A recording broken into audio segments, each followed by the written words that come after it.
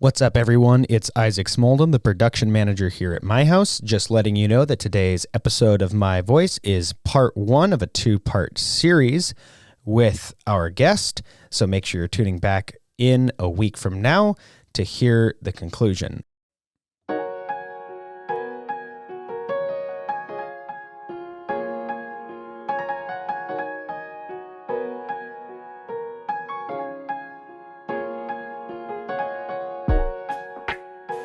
My Voice is a chance for those who have struggled with addiction, homelessness, depression, and domestic violence to have a candid conversation about their life experience, current situation, and future goals and aspirations.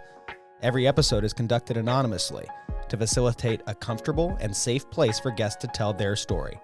My Voice is hosted by Mike Sisson, who works as a case manager at the My House facilities in Wasilla, Alaska. We now join a My Voice conversation, already in progress.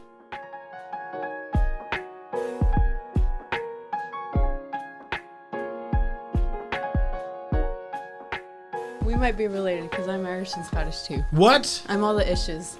What? I'm 25% Irish, Scottish, Danish, Polish, maybe even Swedish. All the issues. All the ishes. Okay.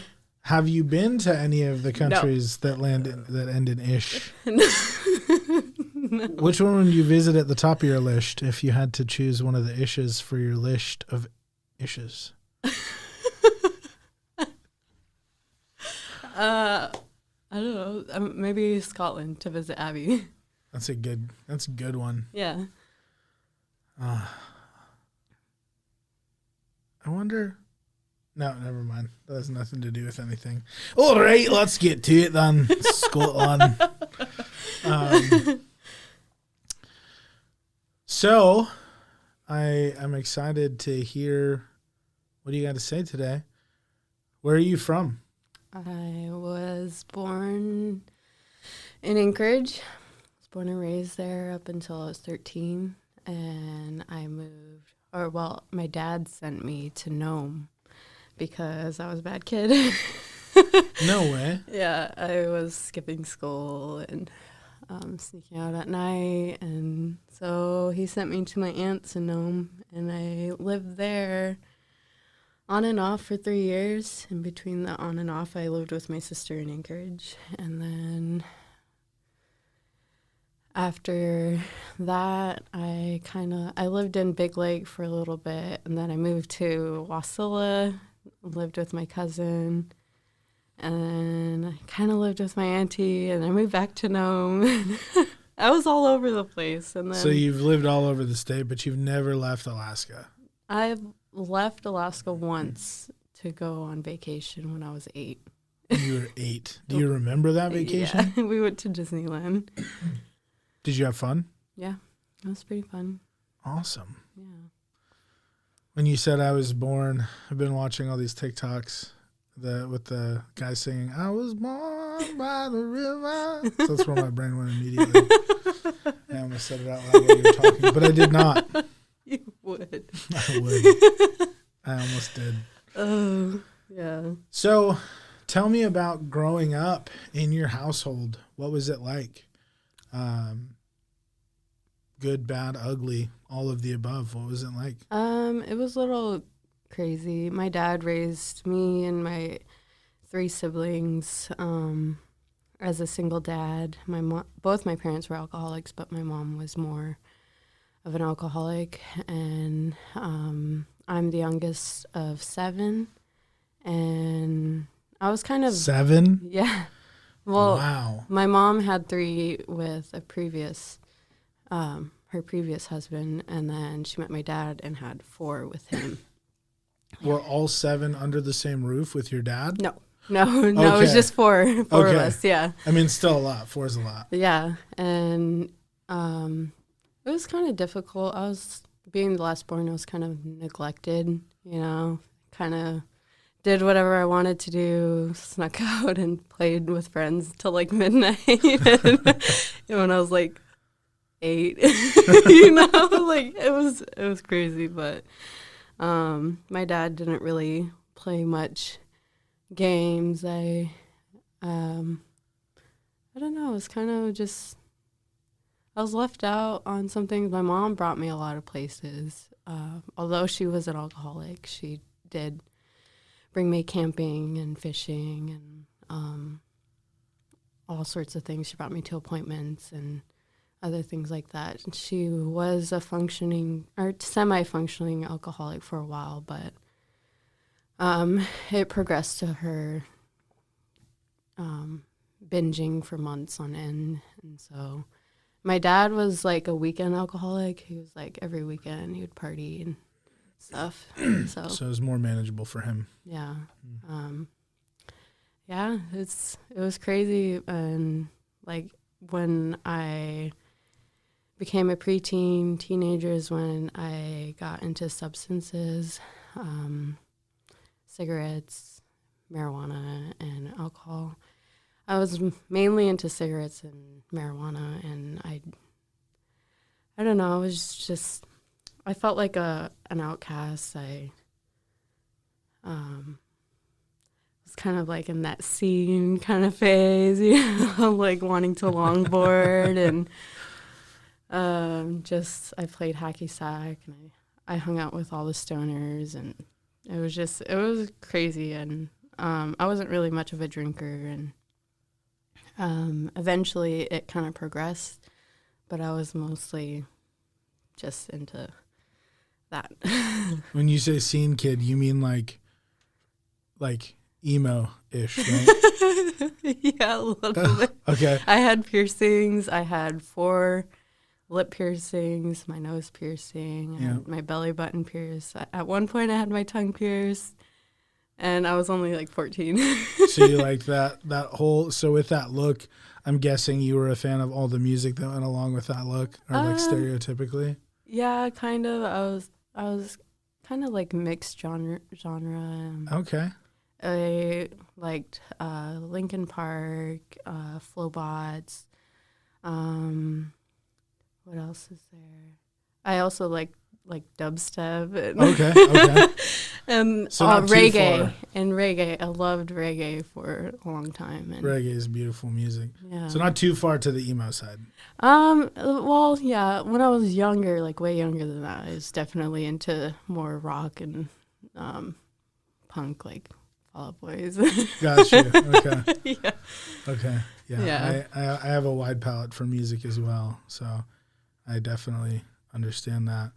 So you started getting into weed, alcohol, and cigarettes in your pre-teens. What did high school look like for you then? Like, were you a big partier? Did you just hang with your friends? Yeah, I was kind of a weird kid. I mean, I don't know. I wasn't popular. Let's say that. I wasn't popular. I hung out with the quiet people, and I was known as just a quiet girl, and I wasn't very much of a partier. I just hang out with all the stoners and go walking miles on end and longboarding, and yeah, I went to like 8 different high schools though. Wow. You got me beat. Well, there was I think one that I went to a couple times. So yeah, I went to Belts, East High School, Benny Benson, Houston High, Burchell, went back to Belts, and moved back to Wasilla and finished graduating at Burchell. Wow. Yeah. Wow. Yeah. I only hit 4 different high schools, so you beat me. You doubled up on me. Yeah. For sure. Yeah, it's definitely a crazy time. I think that's why it wasn't really popular. I never really stayed in the same spot. I was always the new kid, you know, wasn't really. So when you say you weren't popular, a lot of people associate not being popular with getting picked on. Did you just kind of fly under the radar? Were you that kind of unpopular? Yeah. Yeah. Not picked on a lot, not bullied, nothing like that? Yeah, people never really remembered me. They always remembered my sisters. My sisters have more of a familiar face, familiar personality. I was just I was just not, I guess, rememberable. Although at one point I was a DJ. What? Yeah, when I was 14. Wait a minute. In Nome, they did this dance called Club Mini, and it would just all the youth would go there to dance and listen to music on like a Saturday night, and just not necessarily party, but just Have fun. dance to different music. So I actually have a picture of it. I need to see this photo. Yeah. You have it with you? Yeah. Okay. Yeah, I would get paid $50 for doing that. So that you were night. a paid DJ. It was only $50, but I mean, hey. $50 is $50. Yeah. You can get almost a full tank of gas in like a Prius with $50 these days. Yeah, and you could kind of see where I was like my skater scene. Oh, yes. That is a fantastic photo. Yeah, Wow. yeah. They called me DJ Fish. DJ Fish? Yeah. You knew how to work those turntables and everything? Yeah, the guy who ran it, he didn't like me messing with it when people were dancing, only when they were like playing games like the limbo and Doesn't know what he's doing then. Should let you have creative freedom, man. yeah, I would just transition the songs to the next one and stuff. But Nuisance needs a DJ. That's a different topic for a different time. Shameless plug. yeah, so that was that was me when I was like 14. So during that time, so you grew up, both parents, like you identified, alcoholics, one a little bit more functioning than the rest, youngest of seven siblings. Siblings? I don't know what that word is. I just made it up. Siblings. Youngest of 7 siblings, and you felt like it seems like you kind of flew under the radar at home and at school and kind of everywhere. Like you just went there. Was there ever a lot of trauma associated with that? It's easy to gloss over that and to just tell people that like, yeah, I always felt like I flew under the radar. There's a lot that can go with that, because I've talked to some people who are the youngest of a big family, and it really affected them in a bad way at times. Did you ever experience anything like that? Yeah, I was placed in unsafe situations, especially with my mom. My mom tried her best to be in our lives, although she did struggle staying sober. But some of those times with her, she tried to commit suicide a few times in front of me and my sisters and my brother at a young age. The earliest I remember, I was like 4. Wow. And I actually have a scar from that day. So it's very traumatic for sure. With my dad, although he was semi-functional with it, he did get into fights with other family members, like my cousins or my uncle, while they were drinking. So it was definitely challenging a little bit seeing that growing up. A little traumatic.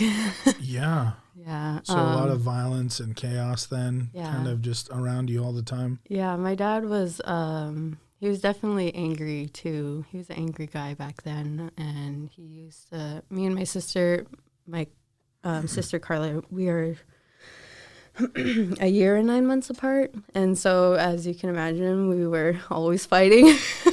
Yep. And with 4 kids, like growing up in one house, one apartment, one place, it was always chaotic, Some days we would have good days, but most of the time we'd be fighting each other, and my dad would just yell at us, and he started yelling at me at a really young age, so I remember me and my sister getting into some fights, and he would just spank both of us, and he would yell at us in our faces, and he's got a loud voice. He's a big dude. Yeah. And then after that, he'd be like, I'm sorry for yelling at you, and that would be that would be it. Pretty much, we'd forgive him, and yeah, it's crazy. Wow. Yeah. So where did you graduate from? 8 schools. Where did you graduate from? I graduated from Burchell out here, Okay. Wasilla. After high school, what did you do? What is your next chapters look like after that? Because it sounds like you went through a lot as a kid, and I think that we went over it in a really good way. What's next for you? Did you know what you wanted to do? Did you just kind of enter adulthood aimlessly? Yeah, it was definitely aimlessly. It was pretty unstable, my childhood. Like, we would move every 3 years, pretty much. We were homeless a couple times, and so I, moving a lot to different high schools, I had lost quite a bit of credits. Even though I did those credits, they didn't count them. And so I graduated as a super senior. And I actually became a My House client when I was 18. And they helped me get my driver's license. And I didn't really come back after that until I was like living out of my car. And they are like, hey, why don't you just get into our housing and try to find a job? And I was like, all right. So I moved into their housing, and I was still going to school. I couldn't find a job because I was making up excuses and whatever. It was during the holiday season too. So they threatened to kick me out because I wasn't getting a job. And then they said they would hire me in the cafe, and that's where it pretty much all started from there. And so I was going to school in the morning. Half the day I would go to the cafe here, and I would work. And after that, I moved to Nome, and I was there for like 2 months, I think. And I was, moved to my friend's parents' house, and they were more structured, and I didn't know structure. You know, I had no familiarity to structure, so I felt like I was being bossed around. And so I got a job, and I moved back to Anchorage. No, actually, I think that's when I moved into My House. Okay. Yeah, and then I ended up completing high school with My House. They kind of helped me. Jen Martin, have you met her? I have one time. Yeah, she used to drive me and Abby to school every morning. Awesome. Abby and I were roommates, and I didn't talk to Abby for 3 months. We shared the same room, and the only word I said to her was no. She will tell this story many times, and I will too, because it's such a weird, we have such a great relationship now, but when we first met, we were just not on talking terms. That's so funny. Yeah, she asked if her music was bothering me, and I was like, no.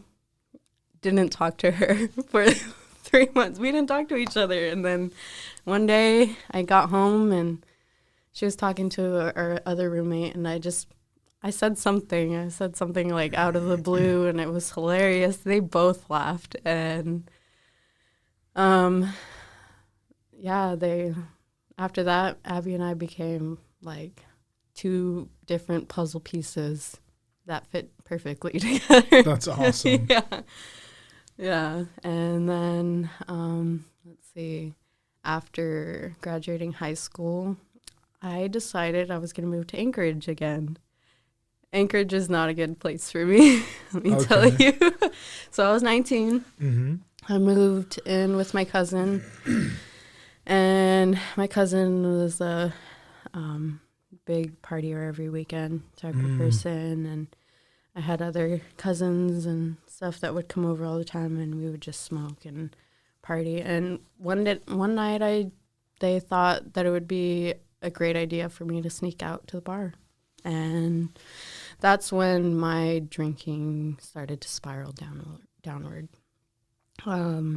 I started sneaking into the bar when I was 19. I was dressing up, acting like I was 21, and like I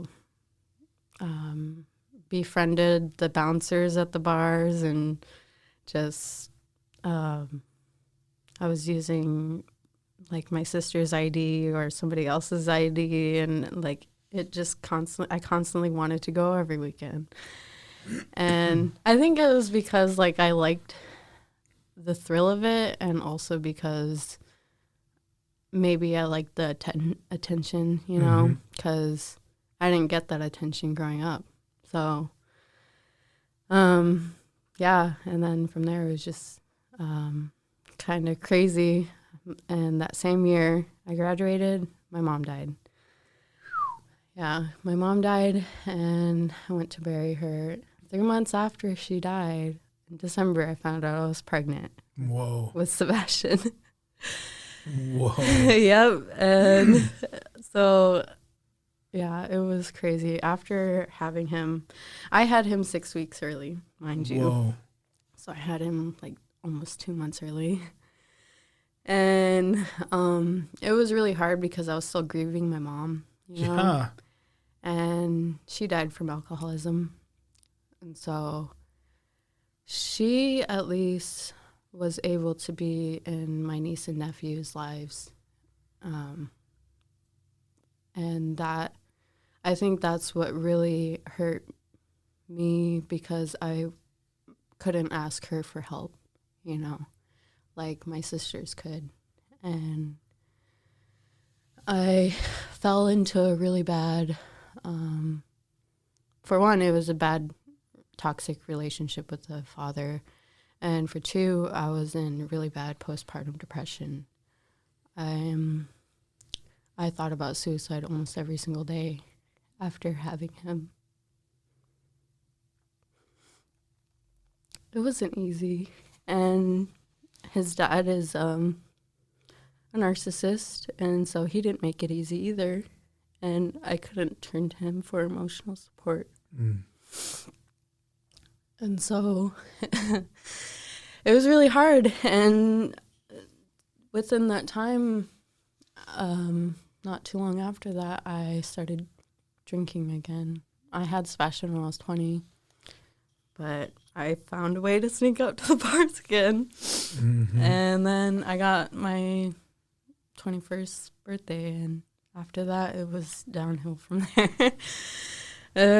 Because then there's no more sneaking. No. Yep. And like some of the bartenders and the DJs already knew me, and so they were like happy, and like my cousins and my sisters, they're happy that I was able to go out and party with them. And so constantly I just wanted to dress up and go out and party and just meet new friends and go out to drink and have fun and just be a regular 21-year-old, you know. And although I did have my son, I felt like I was a good mom at the time, but I didn't realize that I put my needs first before him. I mean, I did take care of him a lot and everything that I could, but there was quite a few times where I was selfish, and I didn't care. And I just left him with his dad, and me and his dad were like on and off for a long time, and it was a very complicated relationship with him, and because we were young and we had a kid, and you know, I'll always love him for giving me my son. I love him unconditionally, you know, regardless of how he treated me, whatever he thinks of me, whatever he says to me, I'll always love him. And I tell him that, you know, I appreciate him for being there for my son and being there for us, even though I was selfish. And so it was, yeah, that was definitely, it was a crazy ride. Yeah. Yeah. So you were born and raised here, grew up in just chaos and kind of what sounds like a little bit of abusive situations at times, maybe not like maliciously in every account, but definitely some neglect and some other things going on, which kind of spurred you into dabbling into different substances when you were young that carried into your adulthood. And, you went over something, as far as like sneaking into bars. First of all, that's more common than people realize. That happens way more than people realize. And encourage people to do whatever they can in any situation. I'm talking to somebody to help stop that, because it's not a good path for somebody to go on. But you mentioned something that I just kind of wanted to reiterate when you said you had postpartum depression really bad. On top of everything that you had, a lot of people, myself included, until I got married and had kids of my own, I didn't understand what that meant. I didn't understand the weight, the depths of depression that women go to and go through in postpartum depression. So the fact that you in 1 year went from like this like accomplishment of graduating to losing your mom and getting pregnant, and then directly after that being in a relationship that was bad, and then having postpartum with substance use issues on top of that, that alone, that year of your life and the year following, I can only imagine were probably amongst at least the hardest years of your life. And there was probably other years too, but that's a lot, And in these conversations that I have with people, there's some things I circle back around to, because I just want to highlight how amazing it is that you made it through that time. Just that piece, not counting your childhood and all the dangerous situations that you didn't go into vivid detail about, which was unnecessary. Like, you made it through that, which is amazing. Those 2 years is incredible to me that you survived those 2 years. Yeah, that's not the end of it, though.